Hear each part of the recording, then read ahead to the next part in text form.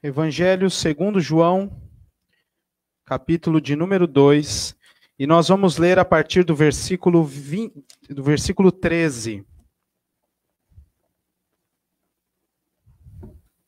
Texto que servirá para a nossa edificação nesta noite.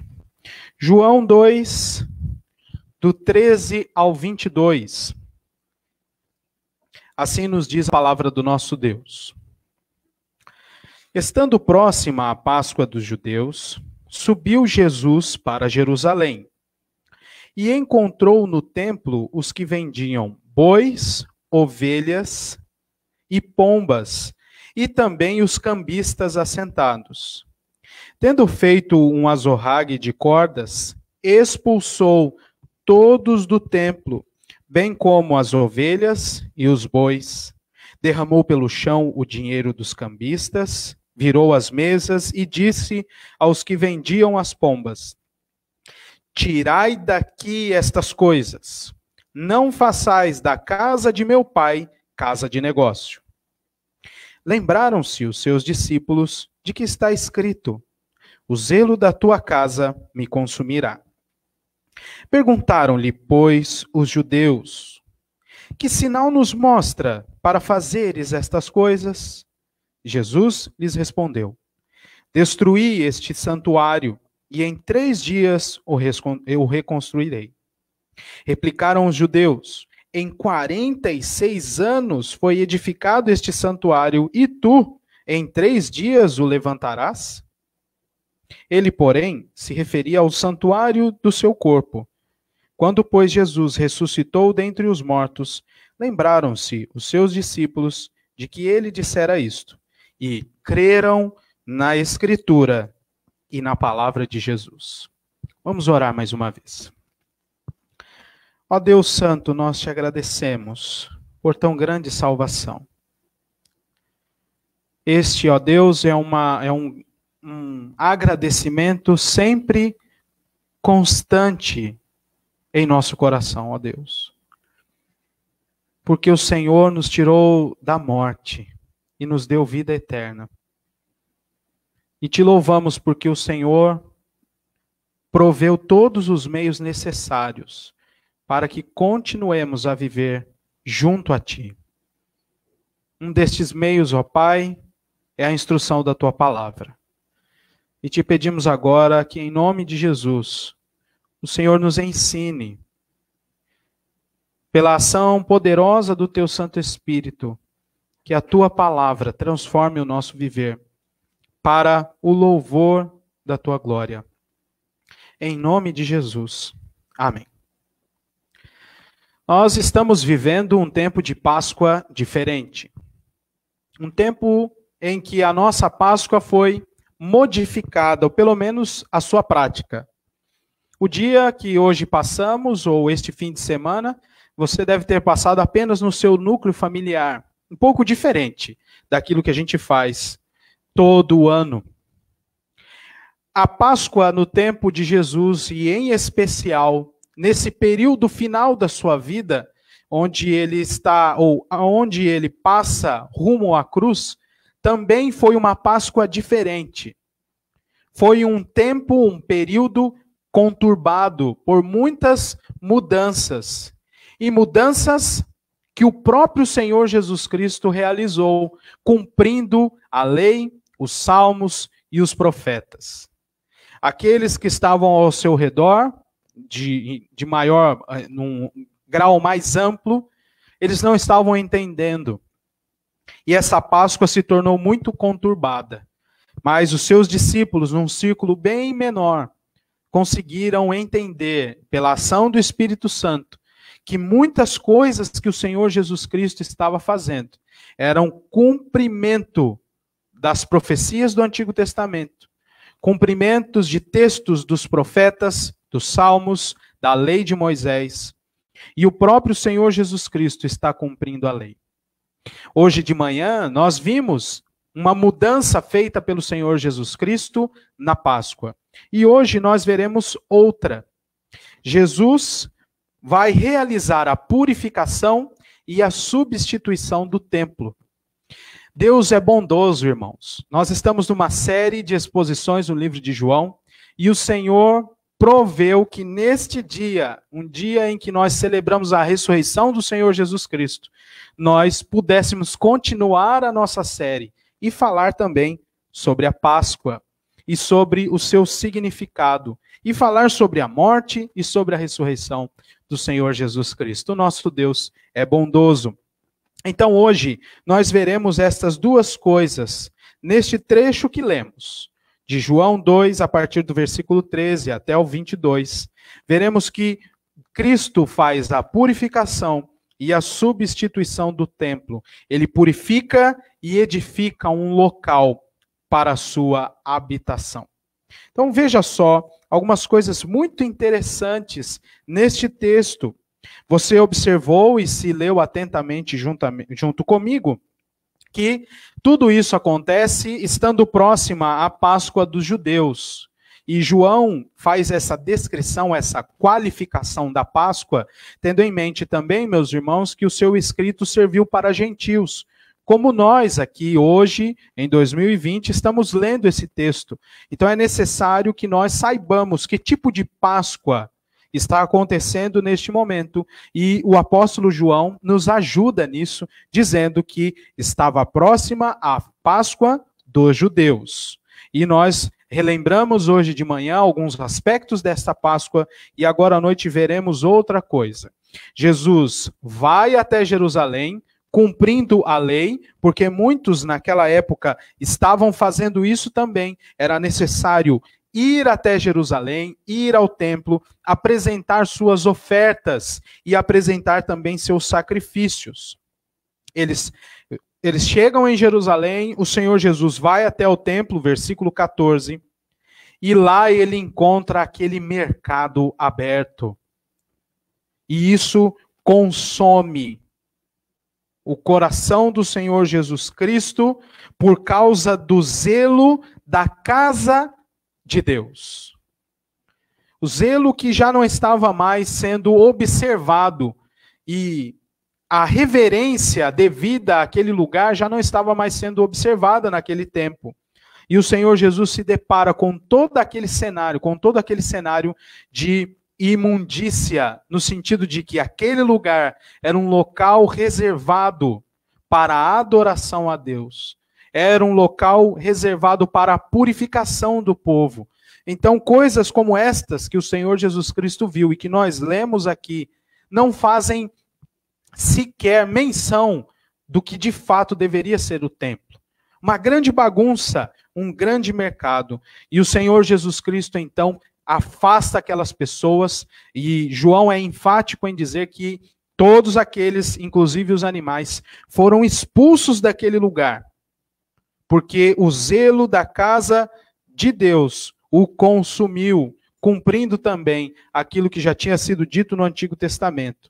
Ele expulsa aquelas pessoas dizendo: a casa do meu pai não é a casa de negócios, e vocês não podem fazer isso aqui.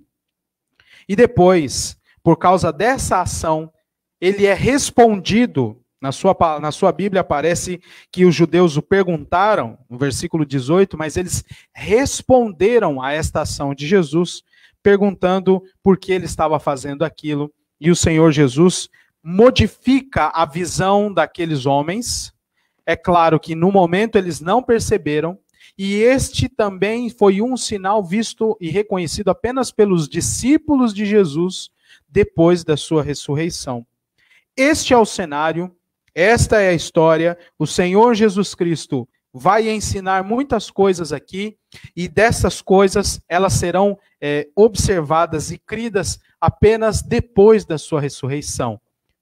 Para os judeus, os que não faziam parte do povo de Deus, estes que confrontavam da parte de fariseus e escribas, estes tomaram isso também como afronta e tramaram a morte do Senhor Jesus Cristo. Pois muito bem, vamos aos detalhes desta história, deste texto que está diante de nós. Cristo, portanto, faz a purificação do templo. Entre o versículo 13 e o versículo 17, nós temos o registro feito por João. E ele diz que estava acontecendo, era próxima a Páscoa dos judeus, e Jesus subiu para lá. A Páscoa dos judeus, como eu já disse, foi uma qualificação dada por João para que os leitores do seu registro sobre a vida e a obra de Jesus Cristo ficasse clara. E nós sabemos no que consistia a Páscoa dos judeus, não é verdade? Naquele primeiro mês do ano, desde o envio da 10ª praga, um dia antes do envio da 10ª praga, o Senhor Deus disse então que o povo de Israel celebraria a Páscoa, para dizer e para que eles, como um memorial perpétuo, se lembrassem que eles foram escravos no Egito, mas que Deus os libertou. E também se lembrassem que naquela noite os primogênitos do Egito morreram, mas aqueles que estavam com o sinal de sangue nos umbrais de suas portas foram salvos. A morte não entrou em suas casas. Este é o significado da Páscoa dos judeus. E no dia seguinte de ter imolado o cordeiro, de ter comido a sua carne assada e compartilhado até com a família, se aquele cordeiro não fosse para aquela família, fosse maior do que a sua família, era possível que você chamasse outra família, compartilhasse aquele banquete, e no dia seguinte, e durante mais 7 dias para frente, era a comemoração da festa dos pães asmos. Tudo isso relembrando e como memorial da libertação do Egito, da escravidão daquele Egito. Não é?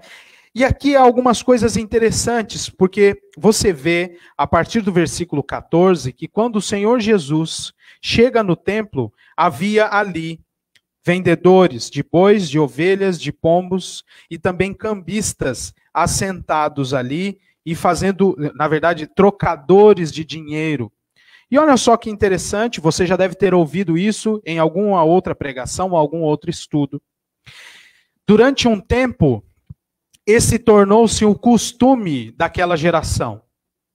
Cambistas adentravam no pátio exterior, no conhecido pátio dos gentios, separado para que os gentios também adorassem a Deus, entregassem ali suas ofertas.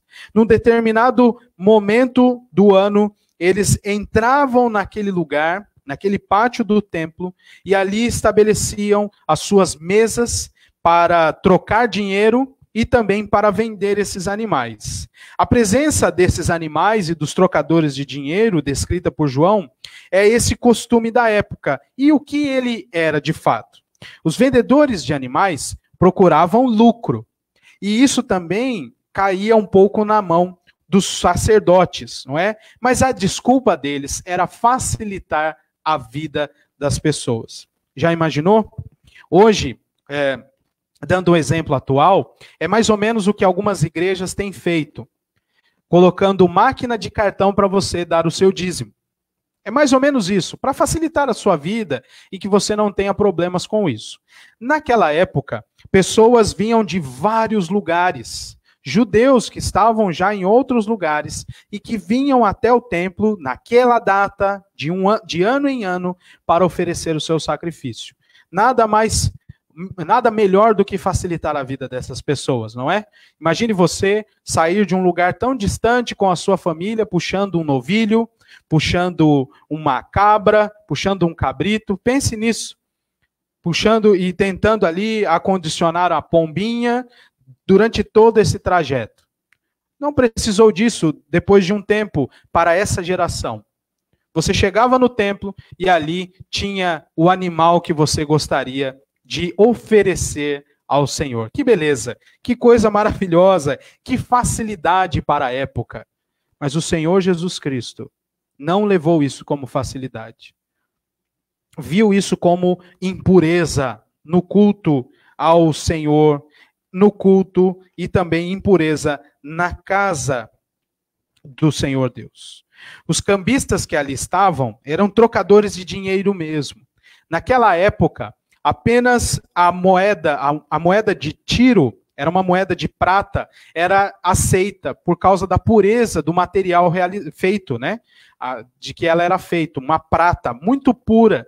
Então, somente esta moeda de Tiro, de prata era aceita por conta dessa pureza. Então você chegava com o seu dinheiro e trocava ali aquelas moedas. E tudo isso estava acontecendo dentro daquele templo. Todo esse mercado, como eu já disse, era instalado no pátio externo ali, que era reservado para os gentios. Por mais que isso facilitasse a vida de alguns e fosse fonte de lucro para os mercadores, tal prática atrapalhava inclusive o serviço de culto no templo. Em especial para o serviço de culto dos gentios. Era um problema. E o Senhor Jesus Cristo chega no templo e se depara com aquela situação. E diz o texto que ele faz um chicote de cordas e expulsa todos do templo. Veja o versículo 15. Todos, animais, os vendedores, os cambistas, ele vira as mesas de dinheiro, derruba todas aquelas moedas. Irmãos, imaginem essa cena. O Senhor Jesus, tomado pela ira justa, divina, contra o pecado e contra a impureza na sua casa. Na casa destinada para a presença de Deus, no sentido figurado, Deus habitava ali, a Arca da Aliança estava ali no Santo dos Santos, os sacerdotes conduziam o serviço de culto, aquele lugar era para o povo encontrar com o Senhor Deus. Mas, na verdade, eles estavam pensando só neles mesmos. Algo muito parecido com algumas coisas que aconteceram no Antigo Testamento. Muito parecido. E o Senhor Jesus chega lá, faz um chicote de cordas e desfaz todo aquele mercado, expulsando todos do templo, e deu ordem aos mercadores. Veja o versículo 16. Aqui está a ordem do Senhor Jesus Cristo. Tirai daqui estas coisas. Não estejam fazendo a ideia constante da casa de meu pai uma casa de negócio. Não façam isso. Irmãos, preste atenção. Nós estamos no livro chamado Livro dos Sinais de Jesus, neste trecho entre o capítulo 1, versículo 19, até o capítulo 11 de João. Eu disse isso na semana passada. E este é mais um sinal que o Senhor Jesus Cristo faz, para que os seus discípulos creiam nele. Veja que interessante. Todas essas pessoas estão envolvidas. Todos esses mercadores estão envolvidos. As pessoas viram este grande burburinho que aconteceu naquele momento. Mas note que este sinal serviu apenas para os discípulos de Jesus. Primeiro no verso 17, olha aí. Eles lembraram do que estava escrito na Escritura. No Salmo de número 69, versículo 9. O zelo da tua casa me consumirá. E depois, no versículo 22, quando Jesus ressuscitou, eles lembraram do que acontecera e do que Jesus dissera e creram na Escritura e na palavra de Jesus. Isto é extremamente interessante. Mas aqui há um problema de impureza no templo e Jesus resolve essa situação, expulsando as pessoas deste lugar. É muito parecido com as coisas que aconteceram no Antigo Testamento, eu já disse, mas agora eu queria ler com os irmãos alguns textos. Marque aí João capítulo 2 e vá comigo até Malaquias capítulo 3.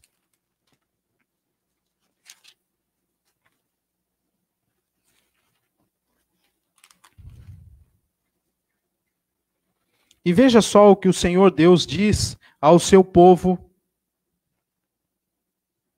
por meio do profeta Malaquias. Capítulo 3, do 1 ao 5, diz assim a palavra de Deus. Eis que eu envio o meu mensageiro, que preparará o caminho diante de mim. De repente, preste atenção, virá ao seu templo o Senhor, a quem vós buscais, o anjo da aliança, a quem vós desejais. Eis que ele vem, diz o Senhor dos exércitos. Mas quem poderá suportar o dia da sua vinda? E quem poderá subsistir quando ele aparecer? porque ele é como o fogo do ourives e como a potassa dos lavandeiros. Assentar-se-á como derretedor e purificador de prata. Purificará os filhos de Levi e os refinará como o ouro e como a prata. Eles trarão ao Senhor justas ofertas.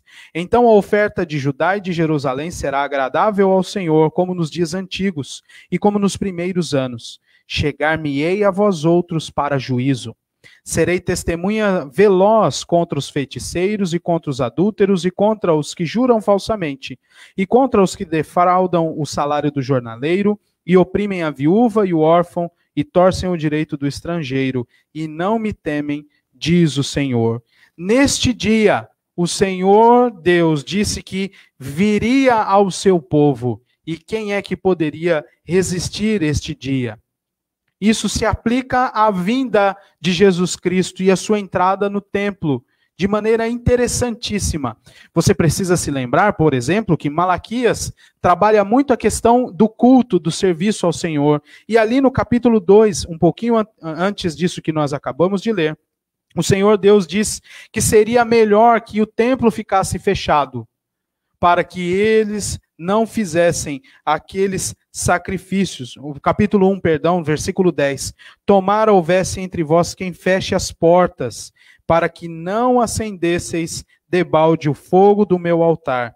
Não tenho prazer em vós, diz o Senhor dos Exércitos. E adiante é o texto que nós lemos. O Senhor Deus diz que virá no meio do seu povo. E quem é que pode aguentar isso? Há outros textos, como Zacarias capítulo 14, versículo 21, Jeremias capítulo 7, Isaías 56, todos eles voltados para este mesmo contexto, a impureza no templo e a solução que Deus trará, a purificação por meio de um homem, de um varão que faria esta purificação.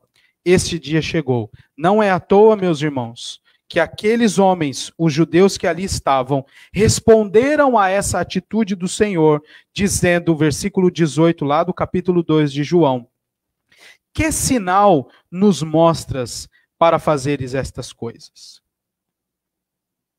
E na nossa versão, revista e atualizada, não aparece, mas na NVI, por exemplo, aparece o seguinte: que sinal miraculoso o Senhor pode mostrar-nos como prova da sua autoridade para fazer tudo isso.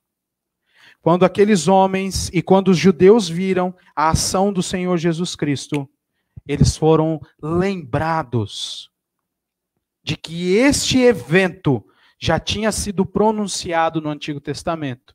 E agora o Senhor Jesus Cristo vem purificar o templo. Eu quero aplicar este trecho do nosso texto aqui ao nosso viver. Preste atenção. Aquele comércio profanava a verdadeira adoração. Com essa ação, Cristo demonstra que em algum tempo não haverá lugar para animais sacrificiais na casa do Senhor. Ele tirou tudo dali. Imagine você. Se você está na pele de alguém que estava intentando comprar um desses animais aqui. Você chega depois que Jesus fez isso. É só uma imaginação, tá bom, irmãos? Você chega depois que Jesus fez isso. Seu sacrifício não foi realizado nesse dia. Aquele animal que você tenderia a comprar, ele foi expulso do templo. O que você ia fazer? E Jesus, com esta ação, demonstra que haveria em breve um tempo em que animais sacrificiais não seriam mais necessários na adoração a Deus, porque Ele mesmo seria o sacrifício perfeito. A ira de Deus se acendeu naquele dia por conta das práticas profanas realizadas por aqueles homens. Um ambiente santo, edificado para atividades santas, estava sendo utilizado como mercado. O Senhor já havia dito por meio de seus profetas que a adoração de Israel estava impura e seria melhor que até mesmo as portas do templo fossem fechadas, e nós vimos isso. E como isso se aplica a nós? Nós precisamos, irmãos, considerar as nossas práticas enquanto estamos reunidos em igreja. É claro, agora nós estamos numa situação um pouco diferente, mas precisamos pensar como nós nos reunimos. Cada um de nós é templo de Deus. Isso ficará ainda mais claro ao longo dessa mensagem. Mas nós estamos unidos numa situação orgânica que é a igreja de Deus. Será que as nossas práticas agradam a Deus? Será que neste momento em que nós não podemos mais nos reunir, você está levando a sério a adoração a Deus na sua casa? Será que nestes momentos que nós estamos reunidos agora, você está com reverência diante do Senhor? Eu sei, é uma reunião em famílias, ligadas pela internet, eu sei disso. E como eu disse hoje de manhã, usando as palavras do pastor Heber Júnior, nós não estamos num culto público.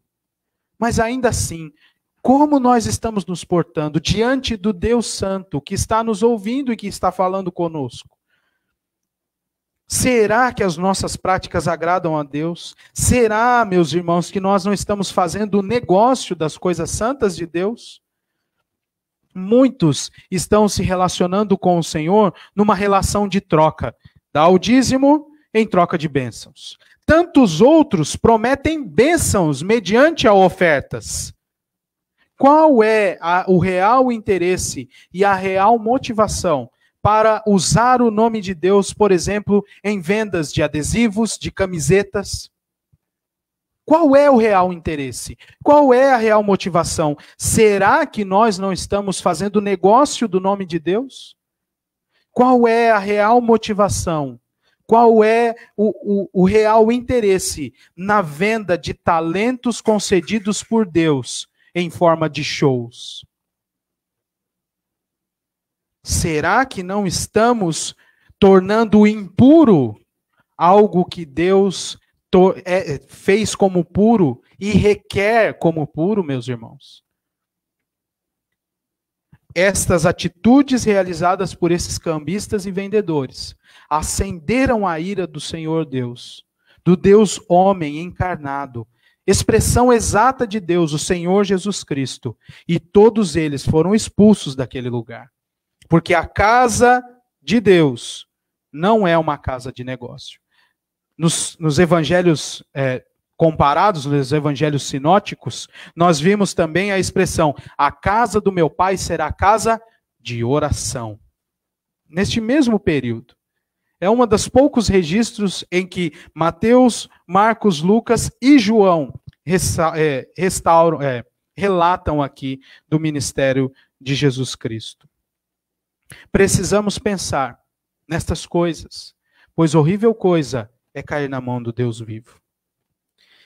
O Senhor Jesus Cristo purifica o templo, mas ele também substitui o templo. Observe do versículo 18 até o versículo 22.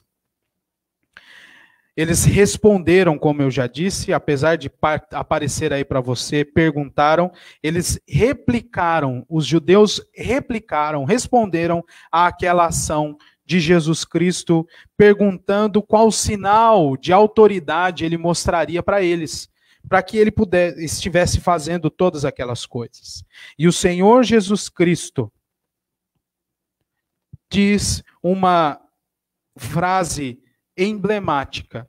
Na nossa tradução parece um pouco travada, mas em outras traduções vai aparecer mais tranquila. Preste atenção, versículo 19, o Senhor Jesus Cristo diz que destruí este santuário. E esta palavra utilizada por João está na segunda pessoa do plural. Ele está dizendo, vós destruís este santuário, e eu reconstruirei depois de 3 dias. Aqui o Senhor Jesus Cristo já está substituindo o templo, apontando para o que aconteceria, dizendo que o santuário era o seu próprio corpo, o templo, a habitação era o próprio corpo dele, que seria moído pelas transgressões do seu povo. E aí ele diz, os judeus dizem a ele no versículo 20, este templo foi construído em 46 anos, foi edificado este santuário. e tu em 3 dias o levantarás? É claro que esta é uma menção sobre as obras daquele templo, daquela época, que começaram um período antes ainda da vinda de Jesus Cristo. Não é aquela construção lá da volta do exílio. Esta já é uma edificação de Herodes, bem depois da volta do exílio. Ele foi ampliado no sentido de seus pátios externos e coisas desse tipo. Então ele demorou 46 anos para ser completado. Antes da vinda de Cristo, até um pouquinho depois já do nascimento de Cristo, as obras continuaram e foram encerradas. E foi por isso que aquela expressão de Jesus chamou a atenção dos judeus. Ora, demorou tanto para que essas coisas fossem completadas, e você diz que vai reconstruir em 3 dias? Mas note o comentário que João faz no versículo de número 21. Ele, porém, o Senhor Jesus Cristo, se referia ao santuário do seu corpo. Quando, pois, Jesus ressuscitou dentre os mortos, os seus discípulos lembraram que ele tinha dito isso.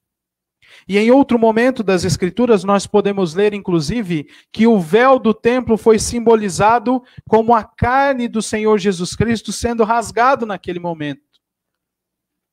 O Senhor Jesus purifica o templo e o Senhor Jesus substitui esse templo, dizendo que agora o santuário de Deus é o seu próprio corpo. E aqueles judeus o destruiriam. Mas ele, com poder e glória, o reconstruiria ao 3º dia. E foi isso que aconteceu, pela gloriosa mão do Senhor Deus. O Senhor Jesus Cristo foi preso, espancaram ele, cuspiram no Senhor Jesus Cristo, o prenderam naquela cruz, tiraram sarro dele durante todo aquele processo da crucificação. Ele sofreu duríssima tribulação naquele momento. Ele morreu. O seu santuário, o santuário de Deus foi destruído, mas ao 3º dia foi reconstruído com poder e com autoridade, porque o Senhor Jesus Cristo ressuscitou ao 3º dia. E isso se amplia cada vez mais, ao passo que os seus discípulos creem neste sacrifício e nesta obra restauradora do Senhor Deus.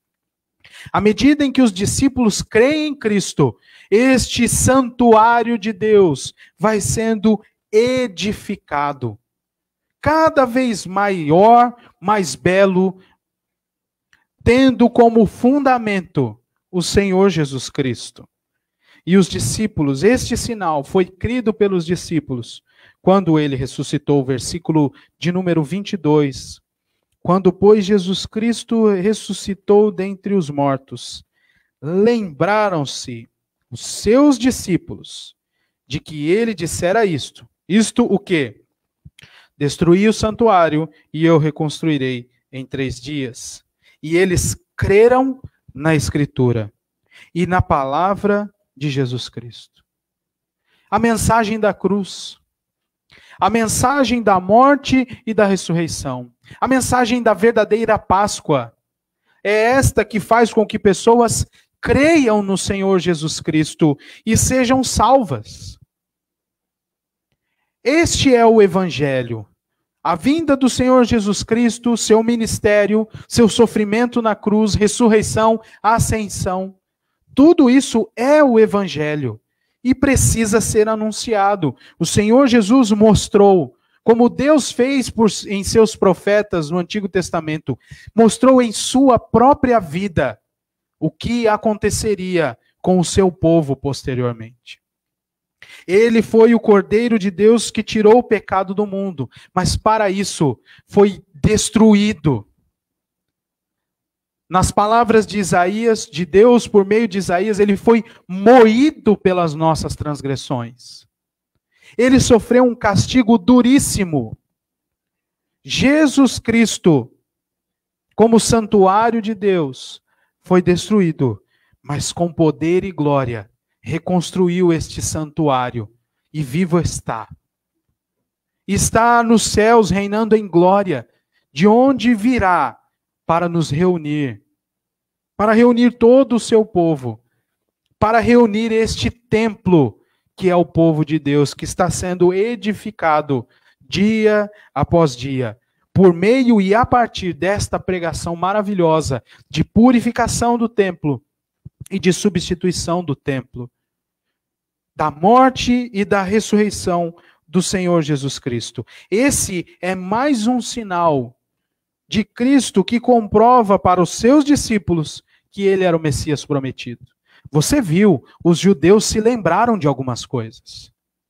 E até mesmo por isso perguntaram a Jesus: qual é o sinal que você mostra? Mas somente os seus discípulos creram nele. Somente os discípulos lembraram de textos das Escrituras Sagradas, como o Salmo 69, e depois da sua ressurreição, creram na Escritura e na palavra de Jesus. Meus irmãos, que obra maravilhosa é esta obra de morte e de ressurreição do Senhor Jesus Cristo. E como isso se aplica a nós? Você já deve estar lembrando de alguns textos, inclusive.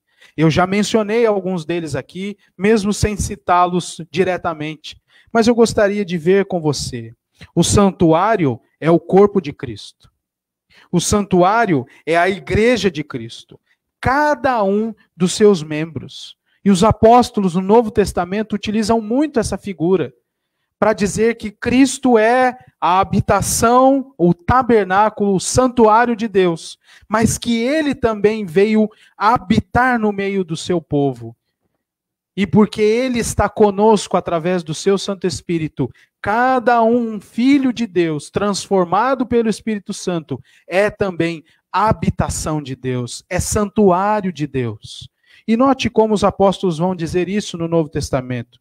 Marque aí, João. Eu gostaria de ler com você 1 Coríntios, capítulo 13. Capítulo 3, perdão. 1 Coríntios, capítulo 3, a partir do versículo 16.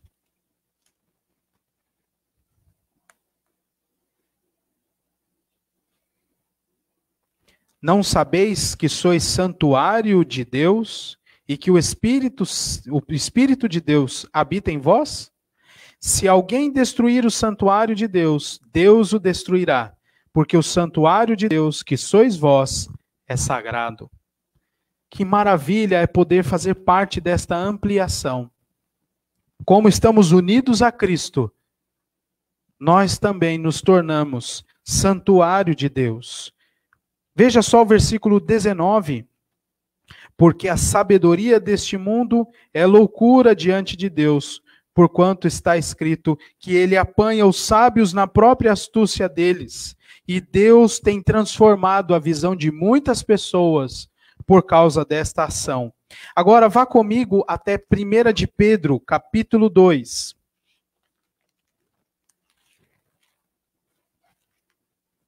Primeira carta de Pedro, capítulo 2.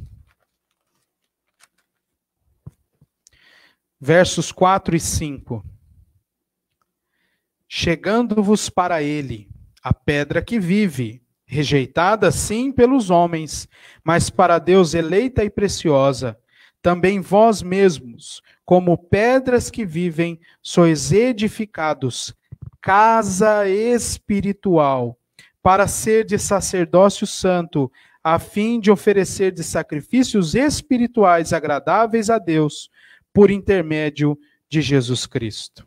Que maravilha, meus irmãos, é poder participar desta purificação e desta substituição do templo, realizada por Cristo Jesus, em seu próprio corpo, mas estendida à igreja, que é o seu corpo, porque Cristo é o cabeça e a cabeça deste corpo, que somos nós. Que maravilha é poder saber que esta obra maravilhosa, realizada na cruz, faz com que eu e você, povo de Deus, sejamos habitados por Deus. e possamos, com o nosso viver, oferecer sacrifícios vivos, santos e agradáveis ao Senhor. Oferecer o nosso próprio corpo como sacrifício vivo, e não mais aquele sacrifício imolado, porque Cristo morreu em nosso lugar. Meus irmãos, é por isso que nós precisamos considerar nossas práticas. Pedir que Deus nos purifique, nos limpe de impurezas, para que sejamos um local habitável, agradável ao Senhor. E que o nosso viver seja um verdadeiro culto ao Senhor. Ainda que não estejamos unidos em nossas igrejas, que estejamos reunidos em nossas famílias, adorando a Deus, ainda que você esteja pela manhã fazendo o seu momento devocional, você está diante do grande Deus, você é a habitação deste grande Deus. Não podemos levar essas coisas na brincadeira, sem reverência. Pensemos muito, meus irmãos, em como estamos vivendo diante de Deus. Porque nós somos habitação, e isso só foi possível porque Cristo morreu e ao terceiro dia ressuscitou. Só por isso é possível. O Senhor ressuscitado é o lugar onde a glória de Deus é revelada, onde o seu perdão e a renovação são experimentados e onde a comunhão com Deus é fundamentada e mantida para sempre. Nós vimos esta maravilhosa obra e hoje estamos celebrando a Páscoa, a morte e a ressurreição do Senhor Jesus Cristo. Ele está vivo, porque Ele vive, Ele enviou o seu Espírito Santo a nós, e com a ação deste Santo Espírito, nós caminhamos seguros, sendo sempre ensinados. Não estamos sós. Estamos debaixo da ação educadora e purificadora, santificadora do Espírito Santo de Deus. Consideremos, meus irmãos, estas coisas neste momento tão especial que é a Páscoa, porque nós somos tornados habitação de Deus, santuário de Deus, porque Cristo, o verdadeiro santuário, morreu e ressuscitou e subiu aos céus, e de lá enviou o seu Espírito, e agora nós estamos unidos a Ele, oferecendo-nos como sacrifício vivo. Que esta lembrança da Páscoa e que este texto encha o seu coração de temor ao Senhor, mas também de gratidão em forma de serviço a Ele. Vamos orar.